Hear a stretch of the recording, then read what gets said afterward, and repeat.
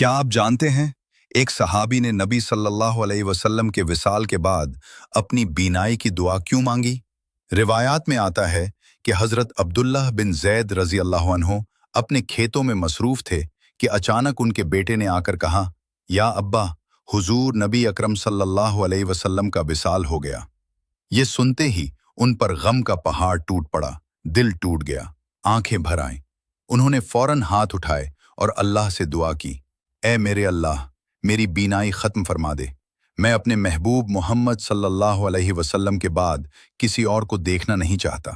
अल्लाह ताला ने अपने इस सच्चे आशिक की दुआ फौरन कबूल फरमा ली और उनकी बीनाई चली गई।